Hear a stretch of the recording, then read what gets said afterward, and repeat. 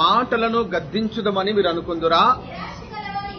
చూడండి, నిరాశ గలవారి మాటలు, నిరాశ గలవారి మాటలు గాలి వంటివే కదా. దేవునికి స్తోత్రం కలుగును గాక. ఈ మాట నాతో పాటు చెప్పండి. నిరాశ గలవారి మాటలు గాలి వంటివే కదా అని ఇక్కడ మనం చూసినట్లయితే ఈ భక్తుడు మాట్లాడుతూ ఉన్నాడు. దేవునికి స్తోత్రం కలుగును గాక. ఈ వాక్యములో నుంచి ఒక అద్భుతమైన పాఠాన్ని ఈ మధ్యాహ్న కాల సమయంలో దేవుడు మనకు చక్కని ఉపదేశాన్ని ఇవ్వబోతున్నాడు గనక చాలా జాగ్రత్తగా దేవుని మాటలు మనం విందాం. చూడండి, నిరాశ గలవారి మాటలు ఎలా ఉంటాయంట చెప్పాలి. మీకేమైనా అర్థమైంది మాట? మీకేమైనా అర్థమైంది మాట? నిరాశ అర్థమైంది, గాలి అర్థమైందండి, కనబది మాకు అర్థం కాదంటారా? దేవునికి స్తోత్రం కలుగును గాక. ఇక్కడ మనం చూసినట్లయితే గనక కొంతమంది వ్యక్తులను ఉద్దేశించి భక్తుడు మాట్లాడుతూ ఉన్నాడు. ఆ మాట్లాడే భక్తుడు కూడా అందులో ఇమిడి ఉన్నాడు. దేవునికి స్తోత్రం కలుగును గాక. ఎవరైతే నిరాశ కలిగి ఉంటారో వారి మాటలన్నీ ఎలా ఉంటాయంట? గాలి వంటివి. దేవునికి స్తోత్రం కలుగును గాక. గాలి మనకు కనబడుద్దండి? కనపడదు. గాలి మనకు కనబడదు. గాలి ఒక వ్యక్తి కాదు గనక మనం చూడడానికి గాలి యొక్క స్పర్శను మాత్రమే మనం అనుభవిస్తాము, గాని గాలి మాత్రము మనకి కనబడదు. దేవునికి స్తోత్రం కలుగును గాక. ఈ గాలికి ఏమేమి ఎగిరిపోతూ ఉంటాయంటే, పొగ గాలికి ఎగిరిపోతూ ఉంది, మేఘము గాలికి విడిపోతూ ఉంది. చూసినట్లయితే గనక చెత్త చెదారాలు గాలికి కొట్టుకుని పోతాయి, గాని గాలి మాత్రం ఎవరికి కనిపించదు. దేవునికి స్తోత్రం కలుగును గాక. అదే రీతిగా ఈ నిరాశలో ఉన్నవారు పలికిన మాటలు కూడా ఎలా ఉంటాయంట? గాలికి కొట్టుకుని పోయే మాటలుగా కనబడతాయి, గాని ఆ మాటలను ఎవరూ కూడా దృష్టి పెట్టరు, ఎవరూ కూడా గమనించరు, ఎవరూ కూడా పరిగణలోకి తీసుకోరన్నమాట. ఆ రీతిగా ఈ వాక్యంలో నుంచి ఒక అద్భుతమైనటువంటి అర్థము మనకు ఈ మధ్యాహ్న కాల సమయంలో తెలియచేయబడుతూ ఉంది. కాబట్టి ఈ మాటలో నుంచి కొన్ని ప్రాముఖ్యమైన మాటలు ఇప్పుడు మనం ధ్యానం చేద్దాం. దేవునికి స్తోత్రం కలుగును గాక. నిరాశలో ఉన్న వారి మాటలు గాలికి కొట్టుకుని పోతున్నటువంటి మాటలతో సమానముగా ఈ భక్తుడు మాట్లాడుతూ ఉన్నాడు. మనం చరిత్రలు గాని మనం చూసినట్లయితే గనక ఇదిగో మరి గ్రీకు వీరుడుగా పేరు పొందిన అలెగ్జాండర్ చరిత్ర గాని మనం ధ్యానం చేసినట్లయితే అతడు అతి యవన ప్రాయంలో చనిపోయాడు. ఇప్పుడంట యవన ప్రాయంలోనే ఇంచుమించు 30 సంవత్సరాలు దాటిన తర్వాత మంచి యవన ప్రాయంలో అలెగ్జాండర్ అనేటువంటి చక్రవర్తి చనిపోయినట్లుగా చరిత్ర మనకు తెలియజేస్తూ ఉంది. అయితే అతడు ప్రపంచానంతటి కూడా జయించాడు. ఇంచుమించుగా 80% ప్రపంచానంతటిని కూడా జయించిన తర్వాత అతి యవన ప్రాయంలోనే అతడు చనిపోవలసినటువంటి పరిస్థితి తనకి ఏర్పడింది. ఎందుకని చనిపోయాడంటే ఒక చిన్న దోమకాటు వలన ఆ వ్యక్తి చనిపోయాడంట. దేనివల్లండి? ప్రపంచాన్ని జయించాడు, తన ఖడ్గముతో అనేక మందిని హతమార్చాడు, దేశాలను స్వాధీనపరుచుకున్నాడు, విస్తారమైన సంపదను కొల్లగొట్టాడు. అతి యవన ప్రాయంలో చనిపోయినటువంటి ఈ అలెగ్జాండర్ యొక్క చరిత్రలో నుంచి, అతని జీవితంలో నుంచి మనం నేర్చుకునే అద్భుతమైన పాఠం ఏమిటంటే, అతను అంటాడు కదా మరికొన్ని నిమిషాలు చనిపోయే ముందు ఒక 3 విషయాలు చెప్తూ ఉన్నాడు. మరికొన్ని నిమిషాల్లో అతడు చనిపోయే ముందు ఆ నిరాశలో, నిరుత్సాహంలో ఓడిపోయానని ఒప్పుకుని అతడు పలుకుతున్న 3 మాటలు ఏమిటంటే, ఇదిగో నేను కొన్ని నిమిషాల్లో చనిపోబోతున్నాను గనక మీరేం చేస్తారంటే నా శవపేటికకు 2 రంధ్రాలు చేసి నా చేతులు బయటకు పెట్టండి. ఏమన్నాడంట? నన్ను మీరు బాక్సులు పెట్టి తీసుకెళ్తారు కదా, ఆ బాక్స్ ఇరువైపులా రంధ్రాలు చేసి నా చేతులు మాత్రము బయట వేలాడాలి అంటే దాని నుంచి ఏం పాఠం నేర్పిస్తాడంటే, నేను ఏది కూడా తీసుకుని వెళ్ళటం లేదు, ఖాళీ చేతులతో నేను వెళుతూ ఉన్నాను. నేను ఈ లోకములో గొప్ప వీరుడిగా పేరు పొందాను, గొప్ప చక్రవర్తిగా పేరు పొందాను, దేశాలను స్వాధీనపరుచుకున్నాను, విస్తారమైన సంపదను కొల్లగొట్టాను, ఇదిగో బంగారం మీద వజ్రాల మీద నేను నడిచాను. అయినప్పటికీ కూడా నేను ఏది కూడా తీసుకుని వెళ్ళటం లేదని ఏం చెప్పాడంట? చేతులు 2 బయటికి పెట్టమన్నాడంట. దేవునికి స్తోత్రం కలుగును గాక. రెండో మాట ఏం చెప్పాడో తెలుసా? నా శవపేటుకును వైద్యులు మాత్రమే మోయాలి. ఎవరు మోయాలంట? వైద్యులు. ఎందుకని మోయాలి? ఇదిగో ఈ వైద్యులు నన్ను బ్రతికించలేకపోయారు. ఏంటంట? ఈ వైద్యులు నన్ను బ్రతికించలేకపోయారు. ఈ వైద్యుల వల్ల కూడా నా యొక్క వ్యాధి నయము కాలేదని వారు కూడా చేతులెత్తేశారని ఈ వైద్యులు మాత్రమే నా శవపీఠికను మోసుకుంటూ తీసుకుని వెళ్ళాలి. అలాగా నన్ను తీసుకుని వెళుతున్నప్పుడు సమాధికి వెళుతున్న మార్గంలో విస్తారమైన నాణాలు, విలువైనటువంటి వస్తువులు, బంగారం అంతా కూడా ఏం చేయాలి? చెమ్మండి, చల్లండి అన్నట్లుగా ఈ 3 విషయాలు కూడా అలెగ్జాండరు తన చనిపోయే ముందు నిరాశలో, నిరుత్సాహంలో, పలికినటువంటి మాటలు ఇవి. దేవునికి స్తోత్రం కలుగును గాక. అయితే అలెగ్జాండర్ పలికిన మాటలు గాలికి కొట్టుకుపోలేదు గాని సమాజానికి ఒక పాఠాన్ని నేర్పించాయి. దేవుని నామానికి స్తోత్రం కలుగును గాక. ఇతడు పలికిన మాటలు నిరాశలోనే పలికాడు, నిరుత్సాహంలోనే పలికాడు, నిస్పృహలోనే పలికాడు గాని ఈ మాటలు మాత్రం ఈ యొక్క సమాజానికి ఒక పాఠాన్ని నేర్పిస్తూ ఉన్నాయి. దేవునామానికి స్తోత్రం కలుగును గాక. మనిషి ఒట్టివాడు. ఎలాంటి వాడంట? వట్టివాడు మాత్రమే. ఈ యొక్క లోకములోకి మనిషి వచ్చే ముందు ఏది కూడా తీసుకుని రాడు, వెళ్ళిపోయే ముందు ఏది కూడా పట్టుకుని వెళ్ళడని ఒక సమాజానికి ఒక నీతిని, ఒక పాఠాన్ని నేర్పించే విధముగా అలెగ్జాండర్ చనిపోయే ముందు ఈ 3 విషయాలు కూడా సమాజానికి చెప్పాడంట. దేవునికి స్తోత్రం కలుగును గాక. ఇంకా మనం చూసినట్లయితే గనక ఈ లోకంలో గాని మనం చూసినట్లయితే ప్రతి మానవుడు ఏం చేస్తాడంటే ఏదో ఒక ప్రయాస, ఏదో ఒక ప్రయత్నము, ఎందుకంటే తాను బ్రతకడానికి, తన కుటుంబానికి, తన యొక్క బంధువులకు, తన బిడ్డలకు కావలసినటువంటి అన్ని కూడా సమకూర్చుకోవడానికి ఈ లోకంలో ప్రతి మనిషి ఏం చేస్తాడండి? ఏదో ఒక ప్రయాస పడుతూనే ఉంటాడు కదా, ఏదో ఒక కష్టం చేస్తూనే ఉంటాడు, ఏదో ఒక ఉద్యోగమో, వ్యాపారమో, లేదా ఆయా కంపెనీలో పని చేయటమో ఏదో ఒకటి మానవుడు ఏం చేస్తాడంట? చేసుకుంటూనే వెళుతూ ఉంటాడు. దేవునికి స్తోత్రం కలుగును గాక. హల్లెలూయా, హల్లెలూయా. కాబట్టి అదే నా జీవితం అని కానీ మనం ధ్యానం చేసినట్లయితే గనక ఇది ఈ భూమి మీద నివసించే జీవితము, కానీ పరలోకములు ఇంతకంటే అద్భుతమైన జీవితం ఉంది. దేవునికి స్తోత్రం కలుగును గాక. హల్లెలూయా, హల్లెలూయా. చూడండి, మనము ఇంకా ఈ భూమి మీద బ్రతికి ఉన్నామంటే, జీవం కలిగి ఉన్నామంటే ఇంకా మన మీద దేవుని ప్రణాళిక శాశ్వతంగా ఉంది. ఆ విషయాన్ని మనం ఏం చేయాలి? గమనించాలి. దేవునికి స్తోత్రం కలుగును గాక. ఇంకా మనము సజీవంగానే ఉన్నాము, ఇంకా మనము బ్రతికి ఉన్నాము. కాబట్టి ఇంకా దేవుని యొక్క ఉన్నతమైన ప్రణాళిక మన మీద ఆయన సిద్ధపరిచి ఉన్నాడని మనం ఏం చేయాలి? బలంగా నమ్మాలి. దేవునికి స్తోత్రం కలుగును గాక. హల్లెలూయా, హల్లెలూయా. కాబట్టి బ్రతికి ఉన్న మనము దేవుని కొరకు ఏదో ఒకటి మనము చెప్పాలి. మీరు ఏం చేయాలి? ఏదో ఒకటి చెయ్యాలి. దేవునామానికి స్తోత్రం కలుగును గాక. రక్షించబడిన మనము, క్రీస్తుని నమ్ముకున్న మనము, ఈ లోకము అశ్వాసితమని, ఈ లోకములో ఉన్నదంతే కూడా గతించిపోతుందని ఎరిగినటువంటి మనం ఏం చేయాలి? దేవుని రాజ్యము కొరకు, దేవుని కొరకు ఏదో ఒకటి మనము చెయ్యడానికి ప్రయాసపడాలి, ప్రయత్నము చేయాలి. దేవునికి స్తోత్రం కలుగును గాక. ఇదిగో సొలొమోను అంటాడు కదా ప్రసంగి పుస్తకంలో, చూడండి ఒక అద్భుతమైన మాట అక్కడ మనం చూద్దాం. 2వ అధ్యాయము 20వ వచనం చదవండి. అక్కడ అంటాడు కదా సొలొమోను గారు ప్రసంగి పుస్తకంలో, చదవండి ఆ మాట. కావున సూర్యుని కింద నేను పడిన ప్రయాసమంతటి విషయమై నేను ఆశ విడచిన వాడనైతిని. మరొక చదవని మాట, 2వ అధ్యాయం 20వ వచనము ప్రసంగి గ్రంథము. కావున సూర్యుని క్రింద నేను పడిన ప్రయాస, చూడండి, నేను పడిన ప్రయాస అంతటి విషయమై నేను ఆశ విడచిన వాడనైతిని. దేవునికి స్తోత్రం కలుగును గాక. ఇతను ఏం చేశాడు? ఆశ వదిలేశాడంట. ఎందుకని వదిలేశాడు ఆశని? నిరాశలో పలుకుతున్న మాట ఇది, నిరుత్సాహంలో పలుకుతున్న మాట ఇది. ఈ లోకములో సూర్యుని కింద ఉన్నదంతే కూడా వ్యర్థము, వ్యర్థము, వ్యర్థము అని ఈ ప్రసంగి పుస్తకంలో ఈ మాట పలుమార్లు మనకు కనబడుతూ ఉంది. దేవునికి స్తోత్రం కలుగును గాక. ఎందుకని జ్ఞానైన సొలొమోను వ్యర్థము, వ్యర్థము, వ్యర్థం అన్నాడండి? చెప్పాలి మీరు. అతడు ఆకలి కేకలతో అన్న మాటలు ఇవి, ఏమండి పేదరికంలో అన్న మాటలు ఇవి కాదు కదా. సకల భోగభాగ్యాలు కూడా సొలొమోను గారు సంపాదించాడు. దేవునికి స్తోత్రం కలుగును గాక. సొలొమోను జీవించినటువంటి కాలాన్ని స్వర్ణయుగంగా పిలుస్తారంట. ఈ కాలం ఏ యుగంగా అంట? స్వర్ణయుగం. దేవునికి స్తోత్రం కలుగును గాక. సొలొమోను జీవించిన కాలంలో వెండి అనేది లెక్కలోకి తీసుకోలేదంట. దేన్నంట? ఆ వెండిని లెక్కలోకి అలా సొలొమోను తీసుకోలేదు. ఒక మట్టి వలె ఈ వెండిని ఏం చేశాడు? అలా నేల మీద వదిలేశాడంట. బంగారాన్ని మాత్రమే పరిగణలోకి తీసుకున్నాడు. ఆ యొక్క సొలొమోను జీవించిన కాలం అంతా కూడా స్వర్ణయుగముగా పిలువబడుతుంది. దేవునికి స్తోత్రం కలుగును గాక. హల్లెలూయా, హల్లెలూయా. అలాంటి సొలొమోను అంటున్నాడు ఏమని? సూర్యుని కింద ప్రయాసపడిన ప్రయాసం అంతా కూడా వ్యర్థమే, అందుకనే నేను ఆశ విడిచిపెట్టేశానన్నట్లుగా ఈ సొలొమోను గారు మాట్లాడుతూ ఉన్నారు. దేవునామానికి స్తోత్రం కలుగును గాక. కాబట్టి ఈ యొక్క లోకములో ప్రతి మనిషి కూడా ఏదో ఒక సందర్భంలో నిరాశలోకి వెళుతాడు, నిరుత్సాహంలోకి వెళతాడు. చెప్పాలి మాట మీరు. నిరాశలోకి, నిరుత్సాహంలోకి నడిపించే పరిస్థితులు ప్రతి వ్యక్తికి ఎదురవుతూ ఉంటాయి. దేవునికి స్తోత్రం కలుగును గాక. అలాంటి పరిస్థితులు ఎదిరించలేక చాలా మంది ఏం చేస్తారంట?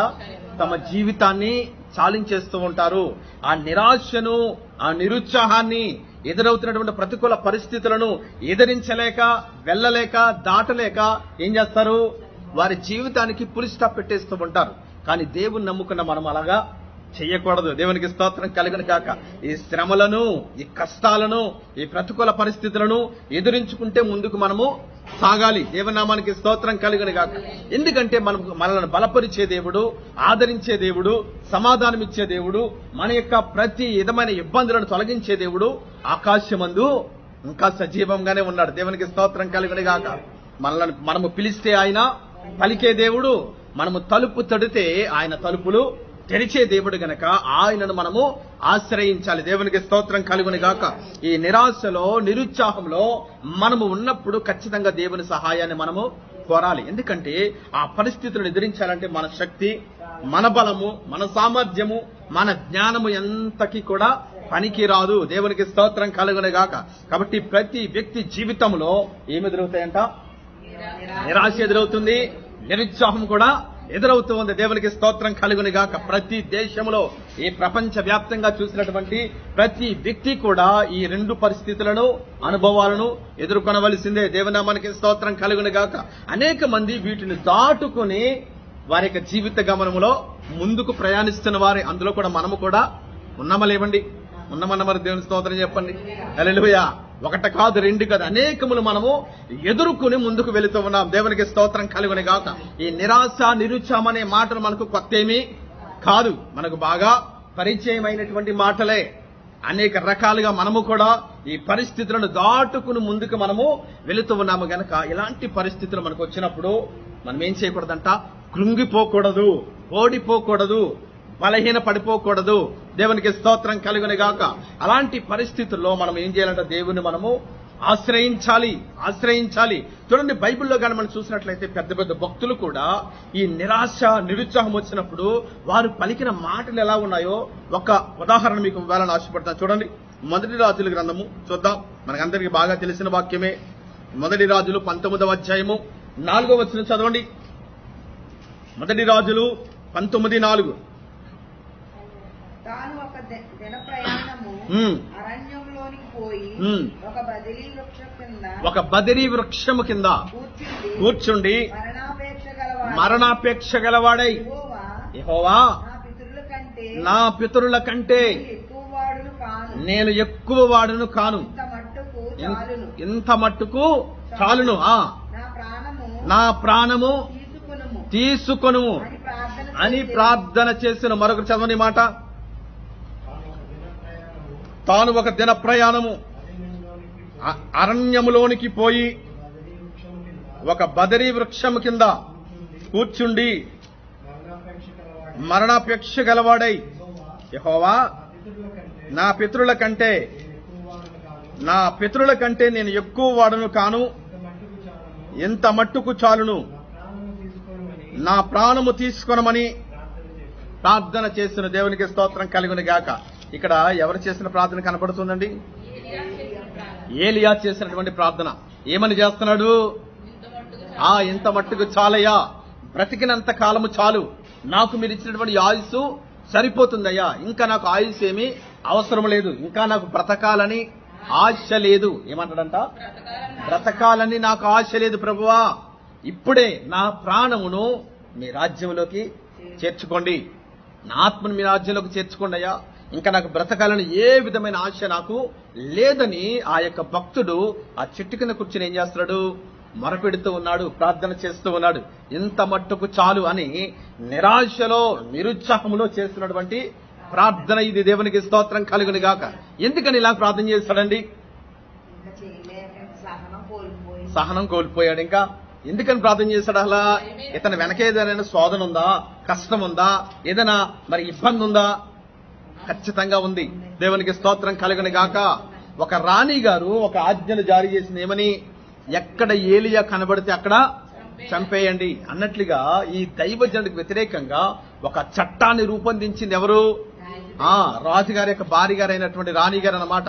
ఎప్పుడైతే రాణి గారు ఆజ్ఞను జారీ చేసిందో సైనికులు జల్లెడ పట్టడం ప్రారంభించారు. ఎవరి కొరకు? ఏలియా కొరకు. దేవునికి స్తోత్రం కలుగును గాక. ఎంత దూరమని పరిగెడతాడండి, ఎక్కడని దాక్కుంటాడు? వారందరూ కూడా ఒక ఆర్డర్ ప్రకారంగా వెతుక్కుంటూ వచ్చేస్తున్నప్పుడు ఏదో ఒక రోజున వారికి దొరికిపోతాను కదా, నేను వారికి దొరికిపోతాను కదయ్యా, నేను ఎక్కడికైనా పరిగెట్టగలనయ్యా, ఇదిగో నా కాళ్ళు బలహీన పడిపోతూ ఉన్నాయి, ఇదిగో నాకు తిండి లేదు, తిప్పలేదు, ఇదిగో నేను బలహీన పడిపోయాను, సమస్యలు పోతున్నాను, ఇంకా నేను నడవలేను. ఏమన్నాడంట? ఇంకా నేను నడవలేను, పరిగెట్టలేను. కాబట్టి ఆ యొక్క సైనికుల చేతిలో చనిపోయే కంటే నీ చేతిలోనే చనిపోవడం నాకు ఉత్తమము ప్రభువా అని దేవునికి ఏం చేస్తాడు? నిరుత్సాహములో, నిరాశలో ఈ భక్తుడైనటువంటి ఏలియా ప్రార్థన చేస్తూ ఉన్నాడు. దేవునికి స్తోత్రం కలుగును గాక. వెంటనే దేవుడు ఏలియా చేసిన ప్రార్థన ఆలకించాడు. ఏం చేశాడంట? ప్రార్థన ఆలకించాడు. దేవుని మనకి స్తోత్రం కలుగును గాక. ప్రార్థన ఆలకించి సమాధానం ఇవ్వలేదు గాని ఒక దేవదూతను పంపించాడు. దేవుని నామానికి స్తోత్రం కలుగును గాక.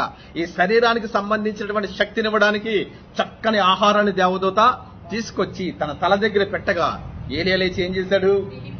తినేసి ఆ వాటర్ తాగి మరలా పండుకున్నాడు. మరలా రెండోసారి దేవదూత వచ్చి లేపినప్పుడు అక్కడ ఏముందంట? చక్కని రొట్టె, చక్కని పానీయము, ఆ నీరున్నప్పుడు ఆ యొక్క ఆహారం తిని మరలా ఏం చేశాడు? నీరు తాగిన తర్వాత అప్పుడు దేవుడు మాట్లాడుతాడు ఏమని? నువ్వు లేచి నీకు శక్తికి మించిన ప్రయాణము నేను సిద్ధపరిచాను. దేవునికి స్తోత్రం కలుగును గాక. దేవుడు ఏమంటాడంట? శక్తికి మించిన ప్రయాణాన్ని నీ కొరకు నేను సిద్ధపరిచాను. దేవునికి స్తోత్రం కలుగును గాక. ఇది దేవుని యొక్క ప్రణాళిక, దేవుని యొక్క చిత్తము, దేవుని యొక్క ఉద్దేశము ప్రతి మానవుని మీద. దేవునికి స్తోత్రం కలుగును గాక. బ్రతికి ఉన్న, నేటికి సజీవముగా ఉన్న మన మీద దేవుని యొక్క అద్భుతమైన ప్రణాళిక ఏంటో తెలుసా? ఇంకా మనము నడవలసిన ప్రయాణము మన ముందుంది. ఇంకా చేయవలసిన పనులు అనేకములు దేవుడు మన కొరకు సిద్ధపరచబడి ఉన్నాడు. దేవునికి స్తోత్రం కలుగును గాక. ఆ ప్రయాణాన్ని చేయడానికి దేవుడు మరి ఆ సంకల్పించిన పనులన్నీ కూడా మనం నెరవేర్చడానికి దేవుడు ఇంకా మనకి ఏమిస్తున్నాడు? ఆయుస్సును, ఆరోగ్యమును, సమయమును దయచేస్తూ ఉన్నాడు. దేవునికి స్తోత్రం కలుగును గాక. కాబట్టి మనం ఏం చేయాలంటే దేవుని చిత్తాన్ని గైకొనాలి. చెప్తారు ఈ మాట? దేవుని చిత్తాన్ని మనం గైకొనాలి. దేవుని నామానికి మహిమ కలుగును గాక. ఇదిగో ఏలియా ఏమనుకున్నాడంట? చనిపోతే బాగుండును అనుకున్నాడు కదా. నాకు ఇంకా ఆయుష్ వద్దు ప్రభువా, వెంటనే నా ఆత్మను నీ రాజ్యంలోకి చేర్చుకోమని ప్రార్థన చేయగా దేవుడు ఏమన్నాడు? లేదు, ఇంకా నీకు ఆయుస్సు ఉంది, ఆరోగ్యం ఉంది, నువ్వు నడవలసిన ప్రయాణము విస్తారంగా ఉంది, చేయవలసిన పనులు అనేకములు నీ కొరకు నేను సిద్ధపరిచాను అని దేవుడు అద్భుతమైనటువంటి సమాధానాన్ని ఏలియాతో చెప్పినట్లుగా ఈ లేఖనంలో మనము చూస్తూ ఉన్నాం. దేవునికి స్తోత్రం కలుగును గాక. హల్లెలూయా, హల్లెలూయా. కాబట్టి మనకు కూడా ఇలాంటి పరిస్థితులు వచ్చినప్పుడు, ఈ శ్రమలు, కష్టాలు, బాధలు, ప్రతికూల పరిస్థితులు మనలను నొక్కి పెడుతున్నప్పుడు ఆ నిరాశలో, నిరుత్సాహంలో మనము కూడా ఇలాంటి ప్రార్థన ఏం చేయకూడదు. దేవునికి స్తోత్రం కలుగును గాక. ఒకవేళ చేసినా దేవుడు ఏమంటాడు? నీకు శక్తికి మించిన ప్రయాణాన్ని నేను సిద్ధపరిచాను, నీవు నెరవేర్చవలసిన పనులు అనేకములు ఉన్నాయని దేవుడు మనతో మాట్లాడి మనల్ని ఏం చేస్తాడు? దేవుడు బలపరుస్తాడన్నమాట. దేవుని నామానికి స్తోత్రం కలుగును గాక.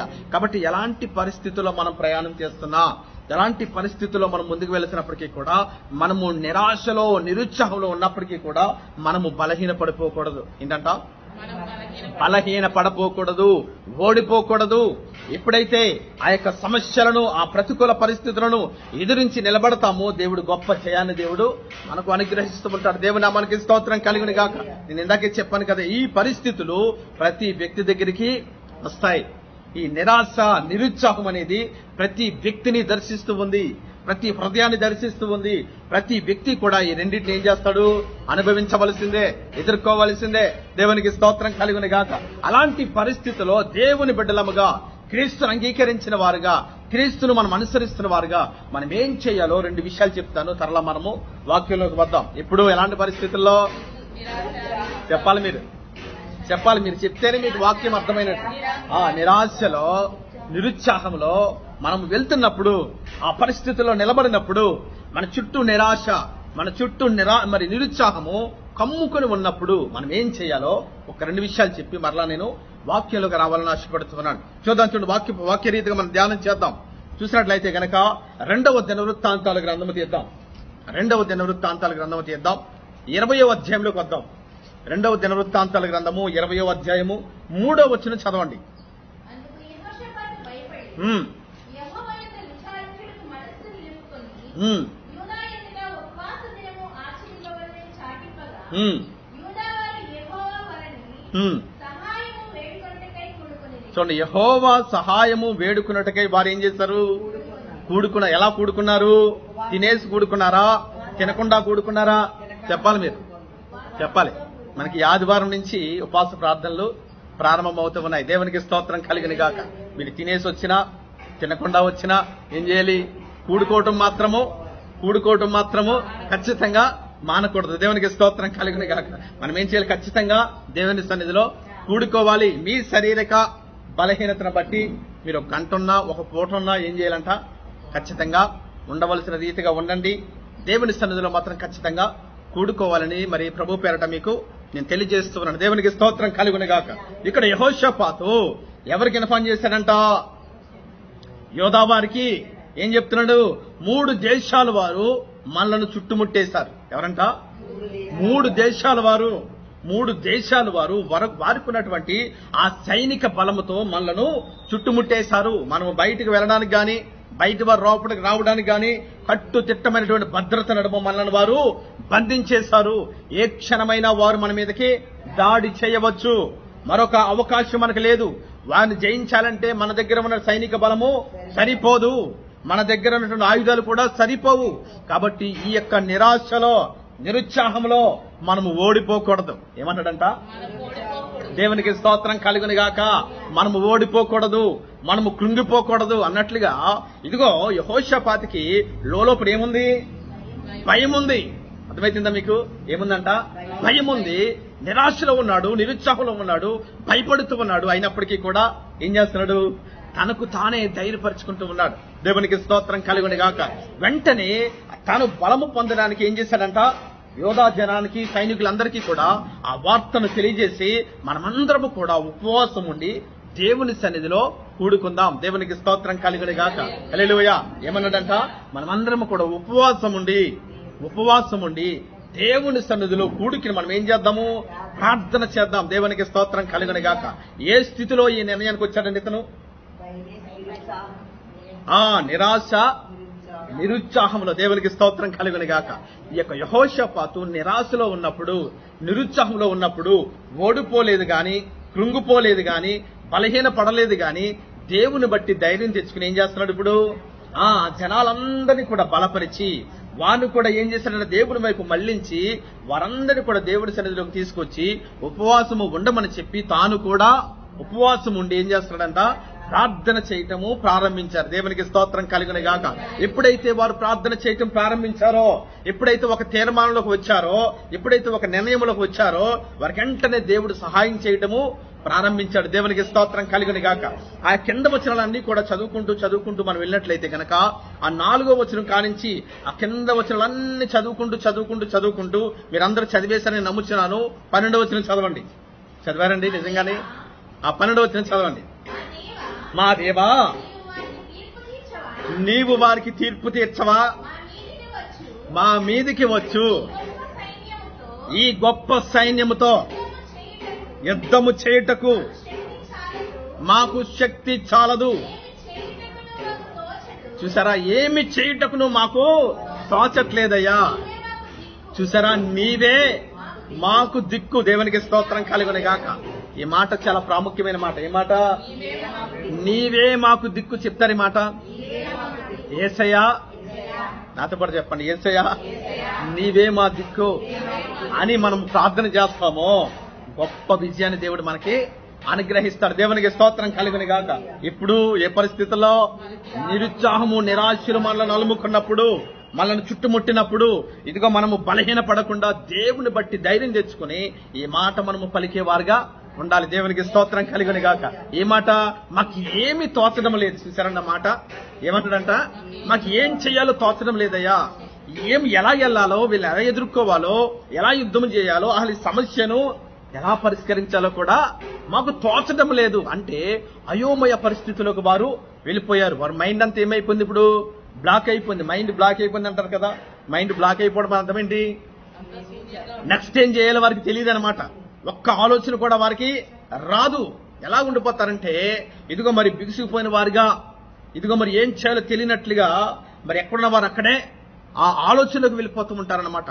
వారి మైండ్ ఏమాత్రం కూడా పని చేయదు. అదే రీతిగా యెహోషాపాతుకి ఈ అనుభవం ఎదురవుతుంది. ఏమన్నాడు? మాకు ఏమీ తోచడం లేదు, మేము చాలా నిరాశలో ఉన్నాం ప్రభువా, నిరుత్సాహంలో ఉన్నాం ప్రభువా, ఈ పరిస్థితుల్లో నీవే మాకు దిక్కు. దేవునికి స్తోత్రం కలుగును గాక. చూసారండి? కాబట్టి నిరాశ, నిస్పృహలు, నిరుత్సాహం పరిస్థితులు మనలను అలుముకున్నప్పుడు మనం కూడా ఏం చేయాలి? ప్రార్థన చేయాలి. ఈ రీతిగా దేవునికి స్తోత్రం కలుగును గాక. యేసయ్యా మాకు ఏమీ కూడా తోచడం లేదు ప్రభువా, ఈ సమస్యని ఎలా ఎదుర్కోవాలో, ఎవరితో మాట్లాడాలో, ఎవరి దగ్గరికి వెళ్లాలో, అది సమస్యను మేము ఎలా డీల్ చేయాలో మాకు అర్థం కావడం లేదు ప్రభువా.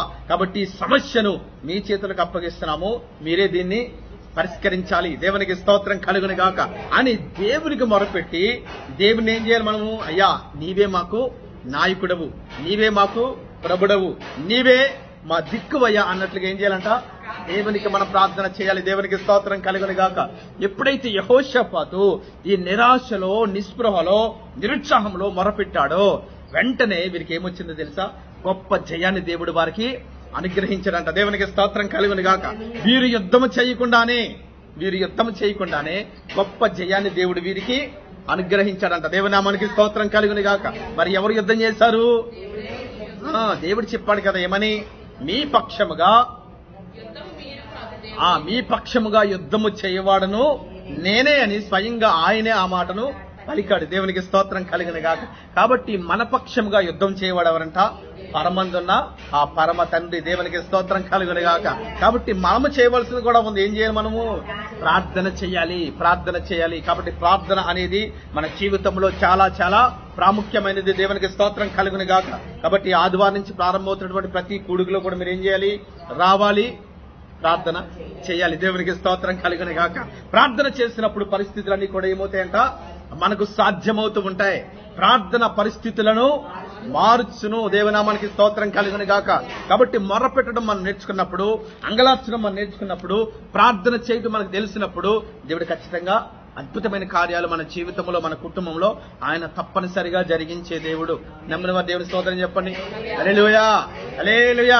కాబట్టి యెహోషాపాతు యోధా జనాంగమును సైనికులందరూ కలిసి ఉపవాసం ఉండి మొరపెట్టినప్పుడు, వారు ఉన్నటువంటి ఆ నిరాశలో, నిరుత్సాహంలో దేవునికి ప్రార్థన చేసినప్పుడు దేవుడే ఒక గొప్ప జయాన్ని వారికి అనుగ్రహించాడు. దేవునికి స్తోత్రం కలుగును గాక.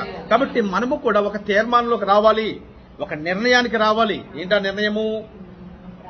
ప్రార్థన చేయటము. దేవుని చేతులకు మన సమస్యను అప్పగించాలి. అయ్యా నీవే మా దిక్కయ్యా, ఈ లోకములో ఎవరిని నమ్ముకున్నప్పటికీ కూడా, ఎవరిని ఆశ్రయించినా నాకు మాత్రం ఏం కలగదంట?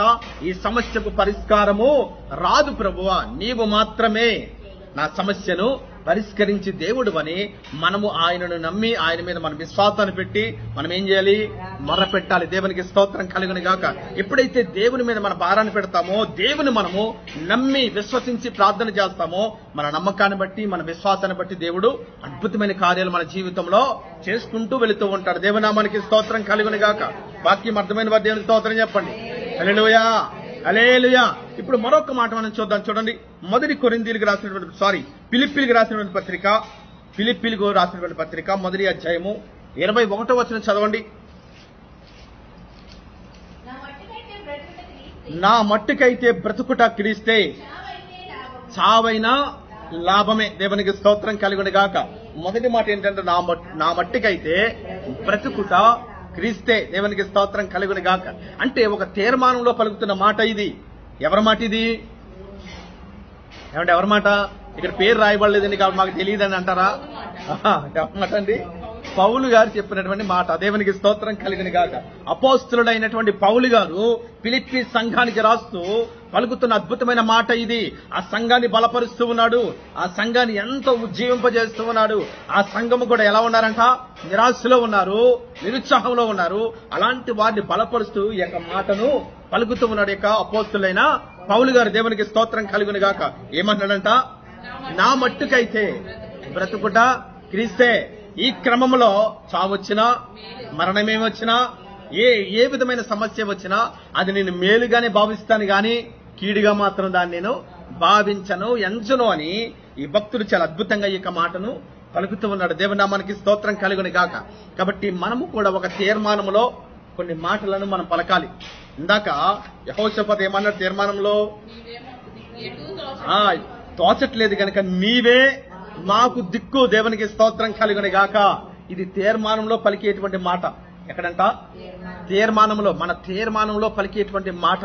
కాబట్టి ఎప్పుడైతే దేవుని వైపు చూసి అయ్యా నీవే మా దిక్కని మనం ప్రార్థన చేస్తామో, దేవుడు ఆ మాటను బట్టి మనల్ని ఎంతగానో సంతోషింపజేస్తాడంట. దేవునికి స్తోత్రం కలుగును గాక. ఆయన ఎంతో ఆనందపడుతూ ఉంటాడు. అలాంటి మాటలు, అలాంటి తీర్మానము, అలాంటి నిర్ణయాలు మనం పలికినప్పుడు మనల్ని బట్టి దేవుడు ఎంతగానో సంతోషించే దేవుడు. దేవునికి స్తోత్రం కలుగును గాక. ఇక్కడ మరి పౌలు గారు ఏమంటున్నారంట? నా మట్టుకైతే బ్రతుకుట క్రీస్తే. దేవునికి స్తోత్రం కలుగును గాక. అంటే నేను క్రీస్తు కొరకే బ్రతుకుతాను, సమస్తము కూడా ఆయనే. దేవునికి స్తోత్రం కలుగును గాక. కాబట్టి ఈ లోకములో మనం బ్రతుకుతున్నాము, ఈ లోకంలో మనం జీవిస్తూ ఉన్నాము. కాబట్టి దేవుని కొరకు మనం ఏం చేస్తున్నాం అన్నది కూడా చాలా ప్రాముఖ్యమైన విషయము. దేవునామానికి స్తోత్రం కలుగును గాక. ఈ అపోస్తలుడైన పౌలు గారు రక్షించబడిన తర్వాత, రక్షించక ముందు అతని జీవితాన్ని కనుక మనం ధ్యానం చేసినట్లయితే అతను ఎలా ఉన్నాడంట? హింసకరుడుగా ఉన్నాడు, హానికరుడుగా ఉన్నాడు, దోషకుడుగా ఉన్నాడు. అర్థమవుతుందండి? ఎలా ఉన్నాడంట? హింసకుడు, దోషకుడు, హానికరుడుగా ఉన్నటువంటి ఈ పౌలు గారు ఇప్పుడు ఎలా మారిపోయారు? సమస్తము కూడా క్రీస్తే, నేను క్రీస్తు కొరకే బ్రతుకుతాను, ఈ క్రమంలో చావొచ్చినా నేనేమాత్రము కూడా భయపడను అన్నట్లుగా ఒక తీర్మానంలో బ్రతుకుతున్నటువంటి వ్యక్తి. దేవునికి స్తోత్రం కలుగును గాక. అనేకమైనటువంటి గొప్ప గొప్ప కార్యాలు ప్రభు కొరకు ఇతను చేసినట్లుగా పరిశుద్ధ గ్రంథంలో అనేక విషయాలు లిఖించబడ్డాయి. దేవునికి స్తోత్రం కలుగును గాక. అతడు రక్షించబడిన నాటి నుండి ప్రభు అతనితో మాట్లాడినప్పుడు ఆకాశంలో నుంచి ఒక వెలుగు వలె పౌలు గారిని ప్రభు వారు దర్శించినప్పుడు ఆ నాటి నుంచి పౌలు గారు చనిపోయేంత వరకు కూడా ఏం చేశాడంట? ప్రభు కొరకే ప్రయాసపడ్డాడంట. దేవునికి స్తోత్రం కలుగును గాక. అద్భుతమైన కార్యాలు ప్రభు కొరకు, అద్భుతమైన కార్యాలు, అద్భుతమైన ప్రయాణాలు ఆయన చేసినట్లుగా ఈ యొక్క పరిశుద్ధ గ్రంథంలో అనేకమైన విషయాలు మనకు తెలియచేయబడుతున్నాయి. దేవునామానికి స్తోత్రం కలుగును గాక. కాబట్టి మనము కూడా ఒక తీర్మానములో కొన్ని మాటలు ఏం చేయాలి? మనము చెప్పాలి అందరూ కూడా ఏం చేయాలంట? పలకాలి. కొన్ని తీర్మానాలు ప్రభు కొరకు మనము తీసుకోవాలి. దేవునికి స్తోత్రం కలుగును గాక. ఎంతసేపు మనము, మన కుటుంబ సభ్యులు, మన జీవితము, మన ఉద్యోగాలు, మన వ్యాపారాలు మాత్రమే కాదు గాని దేవుని కొరకు మనం ఏం చేస్తున్నామో అది చాలా ప్రాముఖ్యమైనది. దేవునికి స్తోత్రం కలుగును గాక. ఈ లోకంలో పడిన ప్రయాస అంతా కూడా ఎలాంటిది? భలే చెప్పేశారండి మీరు. ఎలాంటిదంట? వ్యర్థమే. దేవునికి స్తోత్రం కలుగును గాక. ఈ లోకంలో మనం పడిన ప్రయాస అంతా కూడా వ్యర్థమేనంట. ఎవరు చెప్తున్నారు ఇది? అనుభవపూర్వకముగా పలికిన మాట ఇది. ఏదో ఫ్లోలో అతను పలికేసిన మాట కాదు అది. సొలొమోను గారు సమస్తమును కూడా పరిశీలించి, అనుభవించి ఆ తర్వాత పలికిన మాటగా మనకు చెప్తున్నాడు. దేవునికి స్తోత్రం కలుగును గాక. కాబట్టి ఈ యొక్క జీవితములు, ఈ లోకములో మనం పడిన ప్రయాసంతా వ్యర్థమే. ఎప్పుడైతే దేవుని కొరకు ప్రయాస పడతామో అది మాత్రమే నిలిచి ఉంటుంది. ఎక్కడ? పరలోకంలో. దేవునామానికి స్తోత్రం కలుగును గాక. కాబట్టి మన నుంచి కొంత మంచి పని బయటకు రావాలి. దేవునామానికి స్తోత్రం కలుగును గాక. అది ఎలాంటిదైనప్పటికీ కూడా మనం ప్రార్థన చేస్తాము, వాక్యం చదువుతాము, అది మనకు సంబంధించిందే గాని మనము దేవుని కొరకు ఏది చేస్తున్నామో అది చాలా ప్రాముఖ్యమైనది. దేవునామానికి మహిమ కలుగును గాక. ఏ చిన్న పని ప్రభు కొరకు చేసినా దాన్ని బట్టి దేవుడు ఎంతగానో సంతోషిస్తాడంట. దేవుని నామానికి స్తోత్రం కలుగును గాక. కాబట్టి ప్రభు కొరకు మనం ఎంత ప్రయాసపడుతున్నామో ఒక్కసారి మనం ఏం చేయాలి? ఆలోచన చేయాలి. మనం ఏం చేయాలంట? పరిశీలన చేసుకోవాలి.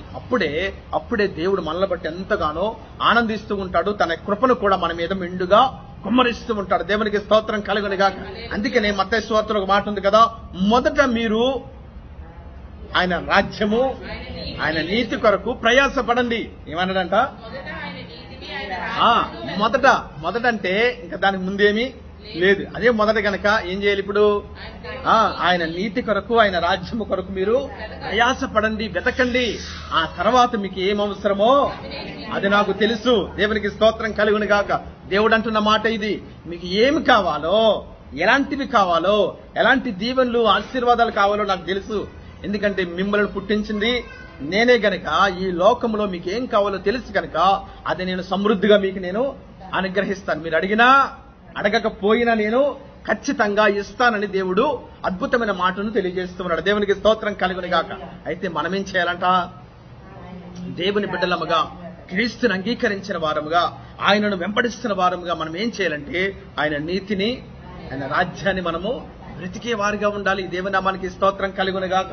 అలా వెతుకున్నప్పుడు, దేవుని కొరకు ఏదో ఒకటి మనం చేసినప్పుడు ఖచ్చితంగా దేవుడు తన యొక్క దీవెనలను మన మీద, మన కుటుంబం మీద మెండుగా ఆయన కుమ్మరించే దేవుడు. దేవునికి స్తోత్రం కలుగును గాక.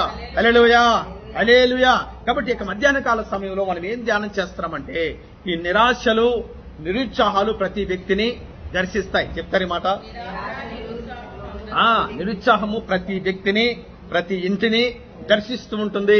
కాబట్టి అలాంటి పరిస్థితుల్లో దేవుని నమ్ముకున్న వారుగా మనం ఎలా నిలబడాలి, ఆ పరిస్థితులను మనం ఎలాగా ఎదుర్కోవాలి అన్న విషయంలో మీద వాక్యాన్ని ఇప్పుడు మనం ధ్యానం చేస్తూ ఉన్నాం. ఈ అనుభవాలు ఎవరికి ఎదురయ్యాయంటే యెహోషాపాతుకి ఎదురయ్యింది. అప్పుడు ఎలా ఉన్నాడు యెహోషాపాతు? చెప్పాలి మీరు. దేవుని మీద ఆధారపడి, దేవుని నమ్ముకుని, తన సమస్యను దేవుని చేతులకు అప్పగించి 3 దేశాల వారు మూకుమ్మడిగా దాడి చేసినప్పటికీ కూడా ఏం చేశాడంట? ఓడిపోకుండా, బలహీనపడకుండా దేవునికి మొరపెట్టి ఏమన్నాడంట? నీవే మాకు దిక్కు. దేవునికి స్తోత్రం కలుగును గాక. అదే మాట, అదే తీర్మానం మనలో కూడా ఉండాలని ఒక అద్భుతమైన పాఠాన్ని ఈ మధ్యాహ్న కాల సమయంలో పరిశుద్ధాత్మ దేవుడు మనకు తెలియపరుస్తూ ఉన్నాడు. దేవుని నామానికి స్తోత్రం కలుగును గాక. రెండవదిగా ఆ యొక్క అపోస్తలుడైన పౌలు గారు ఏమంటారంట? బ్రతుకుట క్రీస్తే. దేవునికి స్తోత్రం కలుగును గాక. ఇదిగో నేను బ్రతుకుతానంటే కేవలము క్రీస్తు కొరకు మాత్రమే, ఆయన రాజ్య నిర్మాణం కొరకు మాత్రమే, ఆయన సువార్త కొరకు మాత్రమే. ఇదిగో ఆయనను అనేక మందికి పరిచయం చేయడానికే నేను బ్రతికి ఉన్నానని ఆ మాటలో ఉన్న ఆంతర్యంగా ఈ యొక్క వాక్యం మనకి తెలియచేయబడుతుంది. దేవునికి స్తోత్రం కలుగును గాక. కాబట్టి ప్రభు కొరకు మనము కూడా ఏం చేయాలంట? ఏదో ఒక పని చేయాలి. దేవుని నామానికి స్తోత్రం కలుగును గాక. రక్షించబడిన మనము పరలోక రాజ్యములో చేరాలంటే ఈ భూమి మీద మనం చేయవలసిన పనులు చాలా ఉన్నాయి. అర్థమవుతుందండి? మనం నడవలసిన ప్రయాణము, చేయవలసిన పనులు అనేకములు దేవుడు మన కొరకు సిద్ధపరచబడి ఉంచాడు. వాటన్నిటిని కూడా మనం ఏం చేయాలంట? అనుసరించి అవన్నీ కూడా జరిగిస్తూ ముందుకు మనము సాగాలి. నమ్ముని వారు దేవుని స్తోత్రం చెప్పాలి. హల్లెలూయా, హల్లెలూయా. కాబట్టి ఎప్పుడైతే వాటిని మనం చేస్తామో అప్పుడే దేవుని యొక్క నీతిని, రాజ్యాన్ని మనము వెతికిన వారుగా ఉంటాము. దేవనామానికి స్తోత్రం కలుగును గాక. హల్లెలూయా, హల్లెలూయా. కాబట్టి ఈ రోజు మనం నేర్చుకునే పాఠం ఏమిటంటే, యోబు గ్రంథము 6వ అధ్యాయము 26వ వచనంలో తెలియచేయబడుతున్న మాట ఏంటంట? ఆ నిరాశ గలవాని మాటలు, చెప్పాలి మీకు, నిరాశ గలవాని మాటలు గాలి వంటివి. ఎలాంటివంట? గాలి వంటివి. దేవునికి స్తోత్రం కలుగును గాక. కాబట్టి మన మాటలు అలా ఉండకూడదు. నిరాశలో, నిరుత్సాహంలో మనము పలికే మాట గాలికి కొట్టుకుని పోకుండా, గాలి ఎదుట ఓడిపోకుండా, ఆ గాలిలో ఈదుకుంటే ఎక్కడికి వెళ్ళాలి? దేవుని రాజ్యానికి చేరాలి. అర్థమవుతుందా మీకు? ఆ గాలిలో మన మాటలు ఈదుకుంటూ ఎక్కడికి వెళ్ళాలంట? దేవుని యొక్క సింహాసనం దగ్గరికి చేరాలి. దేవునికి స్తోత్రం కలుగును గాక. అలాగంత స్ట్రాంగ్ గా, అంత బలంగా మన మాటలు ఉండాలని ఈ వాక్యం ద్వారా దేవుడు మనల్ని ఎంతగానో బలపరుస్తూ ఉన్నాడు. దేవునికి స్తోత్రం కలుగును గాక. హల్లెలూయా, హల్లెలూయా. మరంత బలంగా, స్ట్రాంగ్ గా ఉన్నాయని మన మాటలు ఉంటాయా? చెప్పాలి మీరు. నిరాశలో ఉన్నప్పుడు, నిరుత్సాహంలో ఉన్నప్పుడు అసలు మీరు దేవుని సన్నిధికి వస్తారా? చెప్పాలి మీరు. ఏమండి? ఆ పరిస్థితులు మనల్ని అలుముకున్నప్పుడు, ఈ నిరాశ లాంటి పరిస్థితులు, నిరుత్సాహం లాంటి పరిస్థితులు మనల్ని అలుముకున్నప్పుడు, అవి మనల్ని బంధించినప్పుడు అసలు దేవుని సన్నిధికే వస్తామా, లేక ఇంట్లో కూర్చుని ఏడుస్తామా? చెప్పాలి మీరు. ఏమండి? ఆ పరిస్థితులు మనం ఎదిరించాలంటే మొట్టమొదటి ఎక్కడికి రావాలి? దేవుని కృపాసనం దగ్గరికి రావాలి. దేవుని సింహాసనం దగ్గరికి రావాలి. ఆయన పాదాల చెంతకు మనం రావాలి. అప్పుడే కదా మనం ఏం చేయగలము? మొరపెట్టగలం. దేవునికి స్తోత్రం కలుగును గాక. కాబట్టి రావటం మనం నేర్చుకోవాలి. సంఘముగా కూడటము మనము మానేయకూడదు. దేవునికి స్తోత్రం కలుగును గాక. అవకాశం ఉంటే ఒక పూటైనా, ఒక రోజైనా ఉపవాసం ఉండి మనము ప్రార్థన చేయాలి. ఎందుకో తెలుసా? మనకెదురైనటువంటి ఆ నిరుత్సాహమును, ఆ నిరాశను ఎదుర్కోవాలంటే ప్రార్థనే సరైన ఆయుధం. దేవునికి స్తోత్రం కలుగును గాక. ప్రార్థన చేయకుండా ఏ నిరాశని గాని, నిరుత్సాహాన్ని గాని మనము ఎదిరించలేము. గొప్ప భక్తుడు యెహోషాపాతే ఏం చేస్తున్నాడంట? ప్రార్థన చేస్తూ ఉన్నాడు. దేవునికి స్తోత్రం కలుగును గాక. యెహోషాపాతు అంటే మనము ఏమీ గొప్పవారమే కాదు. ఆయన గొప్ప వీరుడు, ప్రార్థనా పరుడు కూడా, గొప్ప విశ్వాసి కూడా. దేవునికి స్తోత్రం కలుగును గాక. ఎంతో పరిశుద్ధతను కాపాడుకుంటూ తన భక్తి జీవితాన్ని అనేక మందికి మాదిరిగా కనబరిచిన వాడే భక్తుడైన యెహోషాపాతు. దేవునికి స్తోత్రం కలుగును గాక. దేవునికి స్తోత్రం కలుగును గాక. అద్భుతమైనటువంటి మరి విషయాలు యెహోషాపాతు నుంచి మనం నేర్చుకుంటున్నాం గనక అలాంటి భక్తిపరుడు ఏం చేస్తున్నాడు? నిరాశలో నిరుత్సాహంలో కృంగిపోకుండా ఓడిపోకుండా ప్రార్థన చేశాడు. మనము కూడా ప్రార్థన చేయాలి. దేవునామానికి మహిమ కలుగును గాక. హల్లెలూయా, హల్లెలూయా. ఎప్పుడైతే ఈ యొక్క సమస్యను మనం ఎదుర్కోవడానికి ప్రార్థన చేయడానికి మనం సిద్ధపడతామో ఖచ్చితంగా మన ప్రార్థన దేవుడు ఖచ్చితంగా ఆలకిస్తూ ఉంటాడు. దేవునికి స్తోత్రం కలుగును గాక. హల్లెలూయా, హల్లెలూయా. ఒకానొక సమయంలో మరి యాకోబు భక్తుడు ఆ ఫరో దగ్గర కూర్చున్నప్పుడు ఎదురుగుండానేమో ఫరో కూర్చుని ఉన్నాడు. ఆ ఫరో ఎదురుకుండా యాకోబు కూర్చుని మాట్లాడుతూ ఉన్నాడు. అప్పుడు ఫరో అంటాడు కదా, నాయనా నీ వయసు ఎంత ఏమన్నాడంట? చూడండి మరి ఆది కాండంలో చూద్దాం. ఆది కాండంలో చూసినట్లయితే గనక ఫరో యాకోబుని వయసు అడుగుతూ ఉంటాడు. ఆ మాట ఇప్పుడు మనం ధ్యానం చేద్దాం. అడిగినప్పుడు ఆ దానికి యాకోబు చెప్పిన సమాధానాన్ని బట్టి అక్కడ ఒక అద్భుతమైన విషయాన్ని ఇప్పుడు మనం నేర్చుకుందాం. దొరికిందన్న మాట. వాక్యం చెప్పండి. ఆది కాండము 47వ అధ్యాయము 7-8 వచనాలు చదవండి. చూడండి అందరూ కూడా తీయండి.